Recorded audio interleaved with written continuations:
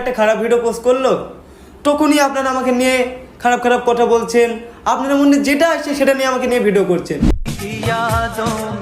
সন্তানরা তুমি ভালো রাখো, আমার সন্তানরা তুমি হেফাজতে রাখো, আল্লাহ তারা তুমি ভালো রাখো। যে তার সাথে শারীরিকভাবে সম্পর্ক করে এবং সম্পর্ক করে তাকে মিসইউজ করা হয়। তোমাকে কি কারণে অ্যারেস্ট করা হয়েছে? হ্যালো বন্ধুরা, কি খবর সবার? তো আজকের ভিডিওয়ে আমি আপনাদেরকে বলবো যে এই শফিককে পুলিশ কেন অ্যারেস্ট করলো। সোশ্যাল মিডিয়া খুললেই কিন্তু এখন দেখতে পাবেন যে শফিককে পুলিশ অ্যারেস্ট করেছে এবং সবাই সোশ্যাল মিডিয়ায় একটা কথাই বলছে যে তার ফাঁসি হবে। আজকের ভিডিওয়ে আমি সমস্ত ডিটেলস আপনাদেরকে শফিকের জন্য বলবো যে কি অপরাধ করেছিল, কেন তাকে পুলিশ ধরে নিয়ে গেল। তো ভিডিওটা সম্পূর্ণ দেখতে থাকুন, আশা করছি সব কিছু ক্লিয়ার হয়ে যাবে আপনাদের।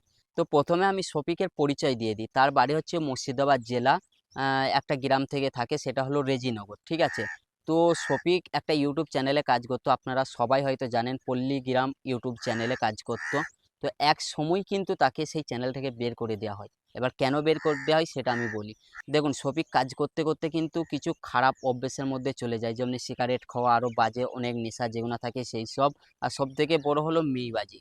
হ্যাঁ, হাসি না, সত্যি কথা বলতে সে ওইসব নিয়ে একটু পড়ে থাকতো। তাই পল্লীগ্রাম ইউটিউব চ্যানেলের যে অনার, সে মানা করেছিল তাকে অনেক কবার, একবার দুবার না, প্রায় 100-200 বার। হ্যাঁ, ঠিকই শুনছেন, তাকে এইসব করতে মানা করেছিল, বাজে অভ্যেস মেয়েবাজে এইসব করতে মানা করেছিল। বাট সে শুনেনি। মানে বলে না, ছোট থেকে হঠাৎ করে বড় হয়ে গেলে যা হয় আর কি। আমি শফিককে ছোট করছি না, আরও বিস্তারিত বলছি। তো পল্লীগ্রাম ইউটিউব চ্যানেলটা সার্চ করলে দেখতে পাবেন তাদের ওনাররা নিয়ে একটা ভিডিও বানিয়েছে শফিককে নিয়ে। তো সব কিছু সেখানে বলেছে অবশ্য। তো এবার ব্যাপার হচ্ছে যে শফিককে কেন পুলিশ ধরে নিয়ে গেল। ব্যাপার হচ্ছে শফিক একটা মেয়েকে ভালোবাসতো, তার নাম হচ্ছে তারা। তো ছেলেটার বয়সও হচ্ছে কিন্তু 17 বছর, আর মেয়েটার বয়সও হচ্ছে 17 বছর। দুজন দুজনকে ভালোবাসতো এবং ভালোবাসলে যেসব হয় সব কিছু হয়েছে আর কি। তো এবার যখন শফিক পল্লীগ্রাম ইউটিউব চ্যানেল থেকে তাকে বের করে দেওয়া হয়, তারপরেই কিন্তু ওই মেয়েটাকে সে বিয়ে করে, তারাকে সে বিয়ে করেছিল। তারপরই কিন্তু 1 থেকে 1.5 মাস পর সেই মেয়েটাকে বলে আমি ডিভোর্স দিয়ে দেবো আবার। মানে ভালোবাসে, বিয়ে করার পর আবার ডিভোর্সের কথা কোথা থেকে এলো কেউই এটা জানে না। শফিক এখনো মুখ খুলেনি, পুলিশের কোনো মানে কথা বলেনি। তো ব্যাপারটা বলছি, শফিক এখন কোথায় আছে। তো ডিভোর্স দিয়ে দেবে এটা মেয়ের বাড়ির লোক শোনার পর কিন্তু রেজিনগর থানায় যে কেস ঠুকে দেয়।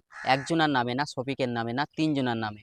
কারণ শফিক যখন ওই ইউটিউব চ্যানেল থেকে বের হয়ে আসে, তখন কিন্তু ওর নিজস্ব একটা ইউটিউব চ্যানেল খুলেছিল।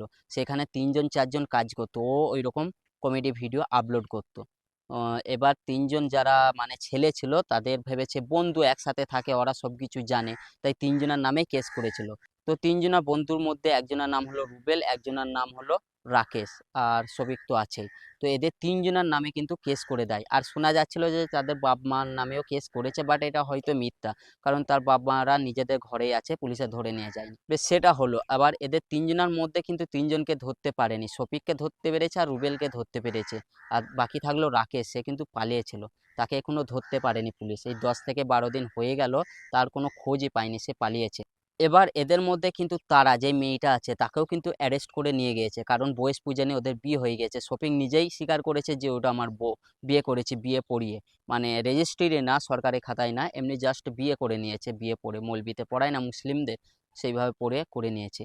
তো এটা শোনার পর পুলিশ কিন্তু তারাকেও ধরে নিয়ে যায় এবং 2জন এখন হোমে আছে, কারণ বয়স পুজেনি।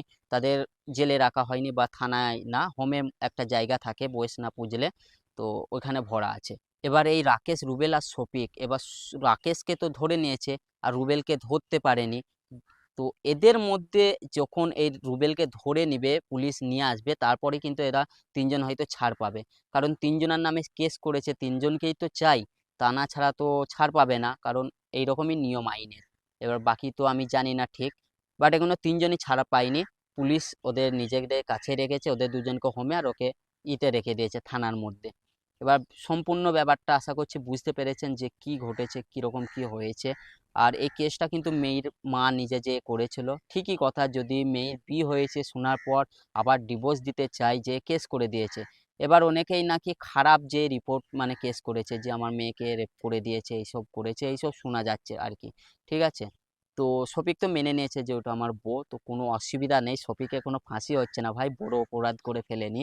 কোনো কিচ্ছু জেল টেল হবে না, ছাড় পেয়ে যাবে একসময় গিয়ে ঠিকই। এবার কেসটা যদি ওর মারা মানে শাশুড়ি মা যে যদি কেসটা তুলে নেয় তাহলে কেসটাও মিটে যাবে, আর না ছাড়া কেসটা চালাতে হবে। তো ব্যাপার হচ্ছে বড় কোনো কাহিনী হয়নি, সবাই ছাড় পেয়ে যাবে, সব কিছু মিটে যাবে। এবার ব্যাপার হচ্ছে যে শফিক কি আর পল্লিগ্রাম ইউটিউব চ্যানেলে কাজ করবে? হ্যাঁ, মুখও খুলেছে আপনার পল্লিগ্রাম টিভির ইউটিউব ওনার মানে চ্যানেল ওনার, যিনি উনি বলেছেন যদি ও ভালো হয়ে যায় আবার ওকে আমরা ফিরিয়ে নেবো, আবার ভিডিও করতে নেবো, কোনো অসুবিধা নেই। শফিক যদি ভালোভাবে আগেকার মতন কাজ করে তাহলে সেই চ্যানেলে কাজ করতে পাবে। এবং ওর সঙ্গে যেই ভিডিও করতো যারা, তারাও কিন্তু খুব সাপোর্ট করছে শফিককে, সবাই শফিককেই সাপোর্ট করছে, কারণ তার মা থেকে বাবা থেকে শুরু করে তার সঙ্গে যারা ভিডিও করতো তারা সবাই এক কথাই বলছে যে ও খারাপ ছেলে না, ওই রকম কাজ করতেই পারে না, বাজে রেপ পেপ করতে পারে না। তো সবাই কিন্তু শফিককেই সাপোর্ট করছে।